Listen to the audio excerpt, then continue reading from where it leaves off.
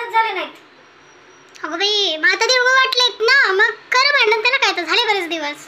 तेच मी म्हणते, आताच तिळगुळ वाटले लगेच भांडणाची सुरुवात तरी कशी करावी ग? खरं खरं पण भांडा काय होतं त्यात, झाले मला दिवस. पोटात दुखायला लागलं, मला जेवण जायना, काहीच होय नाही.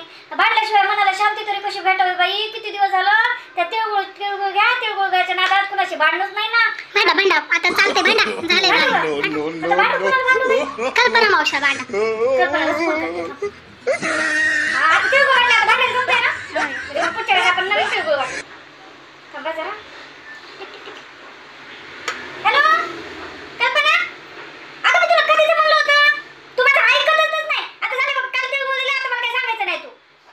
तुला कधीच सांगितलंय असं कर तसं कर तसं कर, अजिबात ऐकत नाही तू परत ना मला हे करायचं नाही बघ.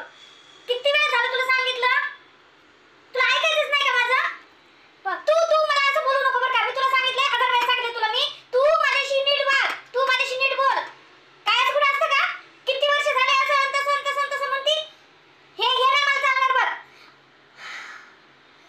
हा आता आता बघा, तू तू मला काही पण बोल, मी तुला असंच बोलणार आहे. एवढे दिवस गोड बोलत होती, एवढे दिवस गोड बोलत होती, मग तिळगुळ खाल्ले होते ना म्हणून गोड बोलले होते. माहिती का, हे कधीच आहे ना माझ्या मनात लपलं होतं की तुला कधी सांगावं कधी नाही सांगावं ते. तुला फोन करून सांगितलं. आता बाई मला जर बरं वाटायला लागलं, ठेव आता, मी बोलते तुला नंतर. बाई ठगू, किती भारी वाटायला लागलं मला. जेवा जेवा आता. तशी मला जेवण जाईल बघ. का